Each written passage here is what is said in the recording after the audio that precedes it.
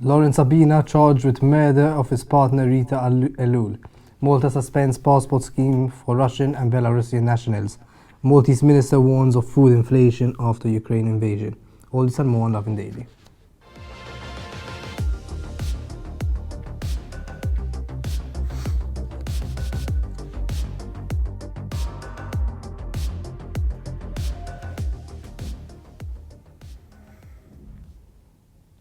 Good evening and welcome to Lovin Daily. I'm Tim Diacono, joined by Grech Urpani, and today we're going to be interviewing new Labour candidate Alicia Bugeja Said. So stick around for the end till the end of the episode.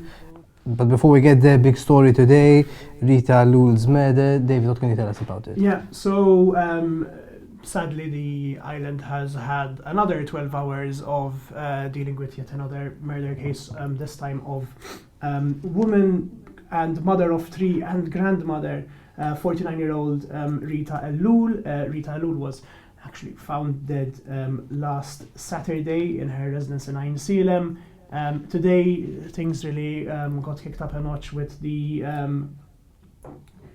reveal of her alleged murderer, 30-year-old man, Ghanaian man, Lawrence Sabina. He did plead not guilty. But you know, as the day unfolded, some harrowing details of the alleged murder started coming out. I'm not going to mention them all here. In fact, I won't mention them all, but you can check them out on lovinmalta.com. Basically, it did happen on Saturday in Ain Selim. It's believed that it happened at around 6 a.m. It's also believed that neighbors did hear some shouting. This 4-year relationship had seen some police reports apparently being filed as well, but that's about it from our end, honestly, because the harrowing details are what they are. Check out lovinmalta.com for all the information, and also stay tuned for our posts tomorrow from the vigil that will be held in front of Parliament House in Valletta, which will be happening at 6 p.m. There's just one detail which I think is quite pertinent, is the suspicion that this man had kind of reconstructed the scene to make it look as though it was a natural death, to the point where he actually made her coffee and left it on her bedside table, so it seems as though it was a normal day and she just died in her sleep. If it's true, just a completely horrific. But this is something that more details I'm sure will be revealed in court in the days ahead. Malta has suspended its citizenship for sale scheme for applicants from Russia and Belarus following a week of international and local pressure to take some kind of action following Russia's invasion of Ukraine. The Community Malta Agency and Residency Malta Agency, which are the government agencies that manage the passport scheme, formerly known as IIP, said that the proper due diligence checks cannot be carried out effectively in the current scenario, and it is therefore suspending the application specifically for Russian and Belarusian nationals until further notice.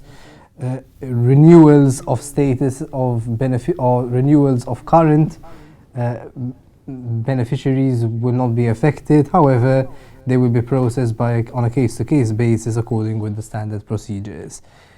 There was no, so the statement seemed very administrative. There was no statement that this was because Malta is taking some kind of, wants to send a message to Russia. It seems that it's because the proper due diligence checks cannot be carried out. However, the end result is the same, and Malta will not be accepting Russian and even Belarusian nationals from applying for the scheme for now. Yeah, I mean, I think possibly more people would have liked a little bit more of a direct approach, a little bit more of a heavier stance. But at the end of the day, whether it is under the guise of an administrative decision or not, at least the decision has been taken anyway. And you know, this is after all something that has been sending out ripples that have been felt in literally everything from the sports scene to the movie scene, and it's not going to go away anytime soon. In fact, our next story is specifically about that. Foreign Affairs Minister Evarist Bartolo, in an interview which Lovin Malta published yesterday, featuring our very own Tim, after all, has warned, in fact, of rippling effects that might actually also lead to higher prices. Bartolo mentioned everything from milk, bread, flour, pasta, and there's one very simple reason, very important reason, that maybe we're not really looking at right now because of the horrific photos and videos that we're getting, but Russia and Ukraine are both among the top 5 wheat exporters of the world. If Ukraine cannot harvest, and if Ukraine cannot export, there's going to be a shortage. If there's going to be a shortage, the prices go up. So, of course, sometimes it feels like it might be a little bit insensitive to mention these things because of, the human tragedy, but there is this, global economic consequence that might just be felt. Let's remember global inflation was already problematic. We've already had vox pops where we have been asking people out in the street, and some people have already started feeling the pinch. Food prices have increased worldwide to the highest in 30 years. Energy and transport costs have also multiplied by 5, sometimes even 7. And we are an island. Basically we import all our goods. Shipping for export is extremely important. We are very exposed. I don't think it's insensitive to talk about it. No, absolutely, but if you're seeing missile strikes and talking about how many cents your bread might increase, you might sound like that, but I completely agree. This is a very important thing to fair enough. But I think we should also learn lessons from the pandemic, where perhaps these issues weren't discussed before, because again, it's you're in the heat of the moment. But then a year, 2 years later, then people start realizing that the implications of certain policies have on inflation. And yes, Malta is part of the world, and there are very human reasons to care about what's happening in Ukraine, obviously. But there is also the reality that if we're, like you said, if we're getting a lot of our food products from these countries, not just from Ukraine but also from Russia, which exportations of which might be limited because of their disengagement from SWIFT, it is something that the market will adjust to, and the end result is that people are going to be left poorer. So this is definitely something we should discuss, and definitely something that the government as well should intervene in. Moving on to the same topic with regards to the crisis going on in Ukraine, hoteliers in Malta are pledging to allocate free rooms in their hotels, as well as free jobs in the hotels, to Ukrainian refugees fleeing the country. So Ukraine was recently on Malta's dark red list, which is a complete travel ban, except in exceptional circumstances. I suppose this is definitely an exceptional circumstance to allow refugees to come to Malta as part of an EU distribution mechanism.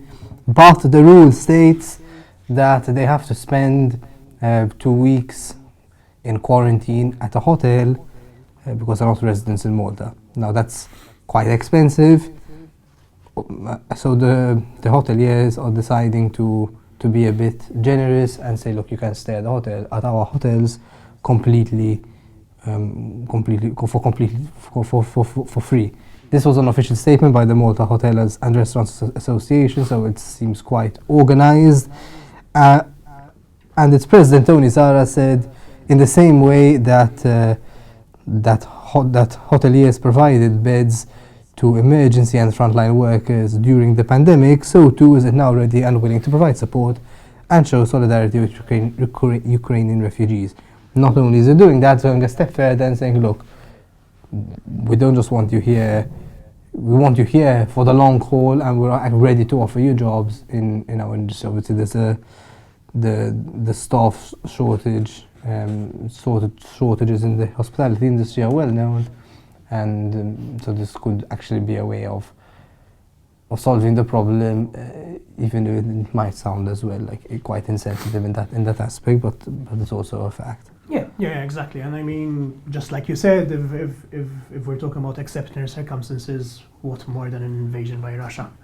So definitely, and it's good that there is, that positive aspect to this. This is one of the many great initiatives that Maltese people, businesses and personal people alike are rushing towards. Yesterday we saw some amazing scenes from Instagram and TikTok that you can check out on Lovin Malta's pages of people rushing to localities like Melliha, dropping off dozens, hundreds really of bags and boxes for them to be shipped to the Polish border and to be dropped off as close as possible to Ukraine and to the refugees there. So at least there's that little bit of faith being restored in humanity amidst all this. Meanwhile, jumping onto something completely different, but at least on a much lighter note, all the celebrity lovers, here's a little scoop for you, spotted at various filming locations. Coffee cup in hand, none other than Chuck Bass. Ed Westwick, who many of our viewers clearly still remember from yesterday's extremely viral post from Gossip Girl, has been spotted in Malta. He's filming and enjoying the sun, or the little sun that he managed to get yesterday, on a new film called Deep Fear, which quite frankly sounds quite interesting. It's a shark survival thriller, so here's hoping we get another like Piranha meets Sharknado. It's set in the Caribbean, unfortunately, so we're going to be another stand-in, but I guess our seas were just too irresistible. It features storms, drug traffickers and tiger sharks, so there's I guess one odd one out there for Malta. And it's not just male eye candy, don't worry, there's also Romanian Madalina Ganea, who many people might remember from Ciao Darwin as Mother Natura, or even House of Gucci, where she played Sophia Loren. So there will be people, trying to find these celebrities. We always do. I mean, let's just remember what happened. Accidentally, just like let's remind people how literally every single person on the island met Russell Crowe over the course of 4 days. Here's seeing whether that happens as well with Ed Westwick. But until then, XOXO Gossip Girl. So that brings us to the end of the headlines section. We're going to soon jump to an interview with Labour candidate Alicia Bugeja Said. But before that, here's a quick feature on Maltas Gallows that recently opened for the first time in a very long time. Endless mobile plans ta' Melita. Issa fuq 5G.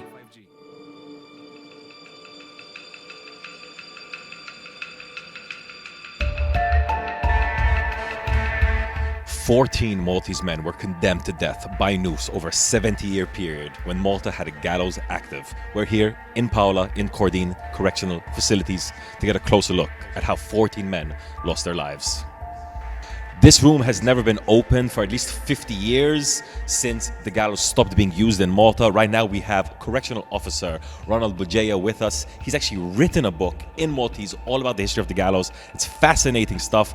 Ronald, what do we have behind us right now? Behind us we have the two officers that they used to be with the condemned person for 3 days.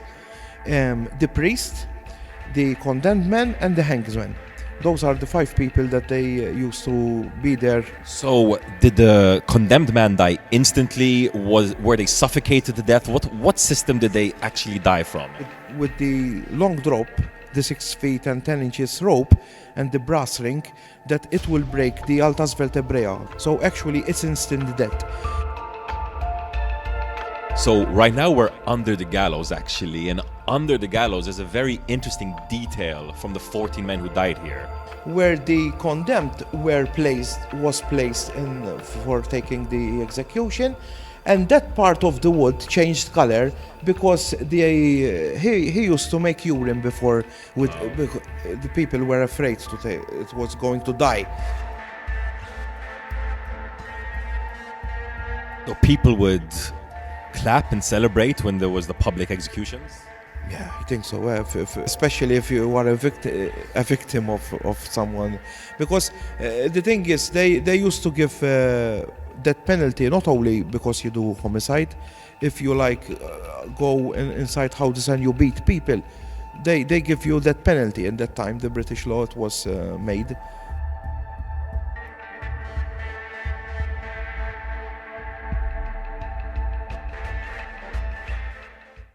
Endless mobile plans ta' Melita, issa fuq 5G.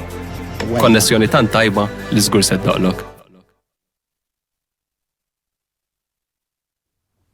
Welcome back to Lovin Daily. With me now is Labour candidate Alicia Bugeja Said. Thanks for being with me here today. Thank you for your invitation. So, Alicia, for people who don't know you, who are you and why did you decide to get into politics, and what will you fight for if you become an MP? So I am from Mjar. I am an academic by profession. I've done a doctorate in anthropology and conservation at the University of Kent in the UK. And I've done a couple of postdocs after that where I was always focusing on sustainability with regards to fisheries and the governance of our seas. For the past year, I was engaged as the Director of Fisheries within the Maltese government. And today I'm a Labour candidate. And I look forward to be able to represent people in my districts and, of course, implement what I've studied and what I've learned from different coastal communities and look forward to implementing it in policies. So one of your area of expertise, in fact you even have a postdoctorate in it, is fisheries. Yes. And this is obviously extremely relevant to Malta. And you're often as well, you often meet the fishermen personally on a one-to-one basis in Mashashlock and in other areas. So what are the main concerns that they're facing? What are they telling you, the fishermen on the ground? So yes, so throughout my career, I've been interviewing fishers, going with them on the boats, navigating out at sea for 90 miles, not even seeing the land for a couple of days, even weeks sometimes. And you realize the sacrifice that these people put into their work, away from their families to bring fresh fish to the Maltese people, after all. There are different challenges that the fishers face, starting from the fact that we are part of a bigger regime with regards to the European Union, and we have to implement the EU policies, which I believe are sometimes one size fits all. And with this perspective, I believe we have a lot to do to implement policies at the national level that really reflect the realities of our fishing communities. When I was based in Canada, for example, I've worked directly with the coastal communities there on cod, and through dialogue with the coastal communities, we managed to implement a number of management plans that brought sustainability to their fish stock. So I think that fishers really look forward to see these implemented in our waters, not just the commercial fishers, but also the sport fishermen or leisure fishermen, because sustainable seas mean sustainable fishing, and fishers want to find fish in the sea after all. When you say the one-size-fits-all policy, are you referring to these quotas that fishermen have to abide by? For example, yes. So the quotas for bluefin tuna, for example, I believe that when back in 2009 the discussions were being held at the European Union level and at ICCAT level. ICCAT is the International Commission for the Conservation of Atlantic Tunas. I think that the realities of artisanal and small-scale fishers were not really factored in the policy.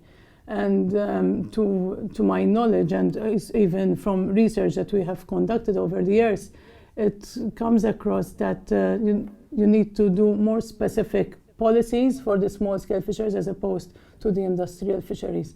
And for example, even the swordfish, the minimum size that was imposed, fishers believe that if it's dead, it's already dead and it should not be discarded back in the sea. And this is something that I've tried even to discuss with the scientists in different occasions. And I believe that through more dialogue, we can reach a compromise. a few, like 2 years or so ago, there were these stories of Tunisian pirates hunting down Maltese fishermen or chasing them for the products in the seas. Is this still happening, or any? I think this is every year, and it's been happening for tens of years. Wow, it's still happening. Yes, it's still happening, but I'm glad that in the past 2 years we have started the dialogue at the European Union level together with the Commission to start to find a compromise even with the Tunisian government to reduce what we call them the Lampuki wars or Lampuki conflicts. What happens exactly though? They just take their produce from them. So you have what we call chimi, the floating aggregate devices, and the Tunisian fishers, they fish around the Maltese deployed chimi. And in the past 2 years, we've managed to implement a recommendation at the European level, which even the GFCM, which is the Commission for the Mediterranean, which includes also the Northern African countries, had to implement as part of its national policies. And through this, we've managed to secure ownership of specific chimi for the fishers. So if I deploy that particular chima, then no one else can fish around it except for myself. The problem that we had last year was that foreign fishing vessels entered the Maltese 25 nautical mile zone. And this was where we could even intercept the boats, and there were even enforcement and penalties.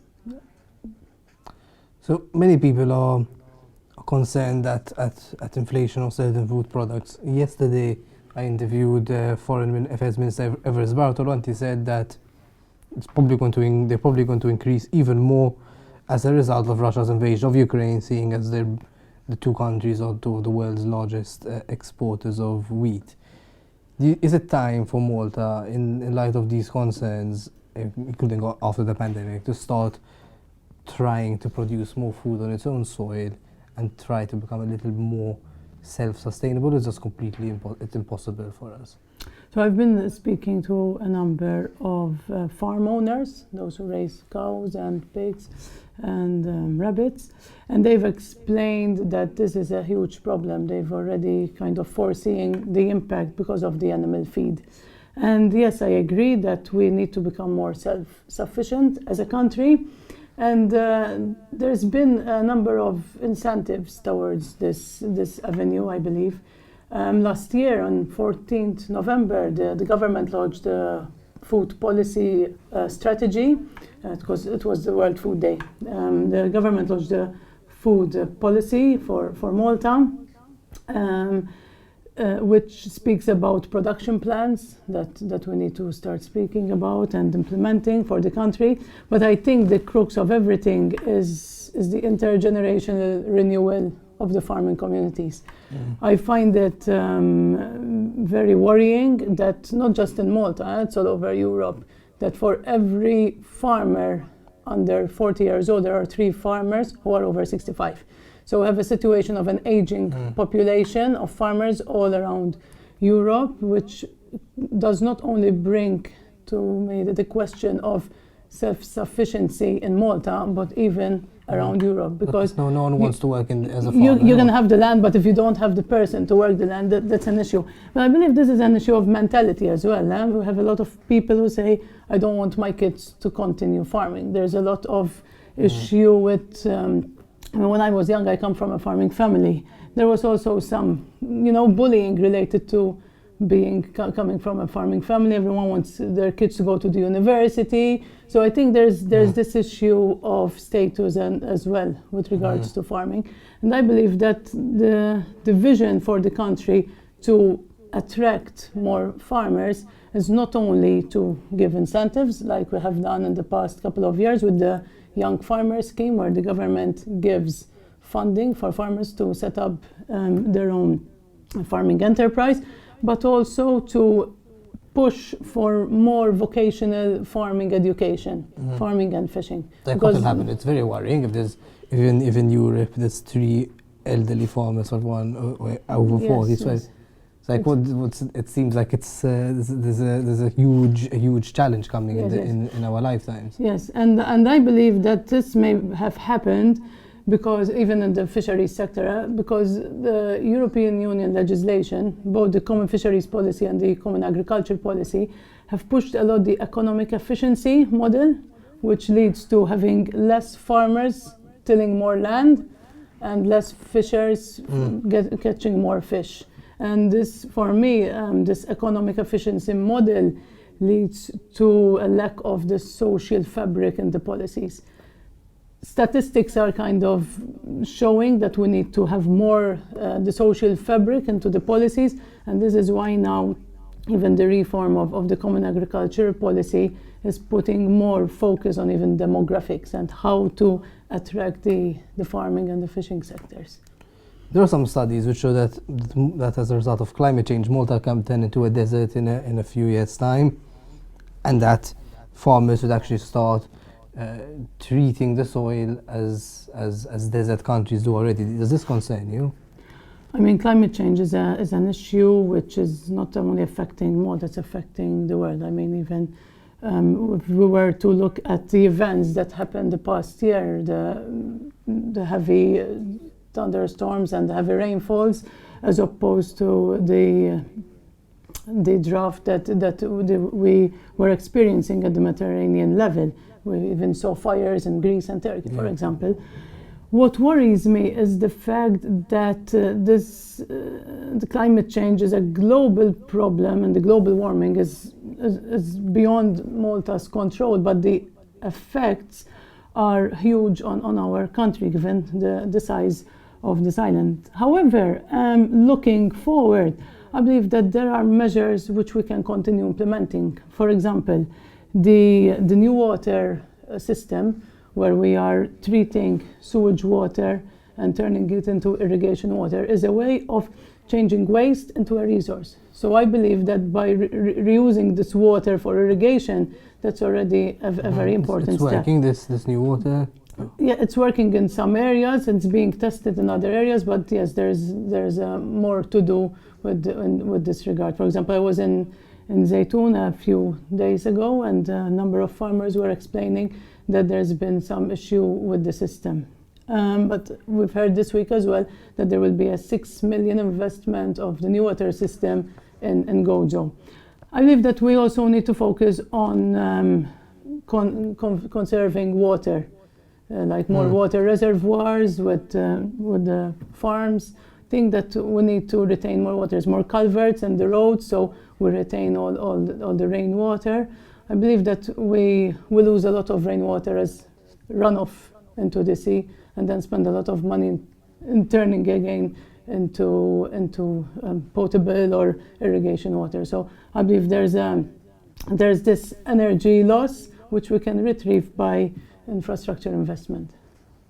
So election in a few weeks, few days time. Yes. So day one, Alicia Bugeja Said, elected to Parliament, becomes a new MP. First day, what are you going to do? First day after I'm elected in Parliament. So I will have a couple of hours off to rest a little bit.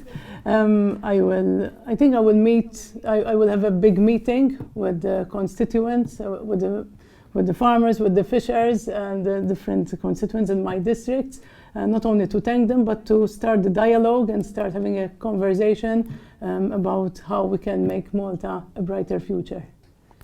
Finally, for people, if people would like to get in touch with you, how can they go about it? So my mobile phone is all over my business card, so people can contact me on my WhatsApp. My office is in Marsa Schlock, just opposite of the sea, and I'm on Facebook as well. And I'm at the office every Monday and Wednesday after 6 o'clock. In fact, I'm running a bit late and I'm going straight to the office now. and that brings us to the end of today's episode. Alicia Bugeja Said, thank you very much for being with me. It was extremely interesting. Thank you for following lovinmalta.com. Make sure you keep following Lovin Daily. Keep following lovinmalta.com for all the latest happenings, and have an evening full of lovin'.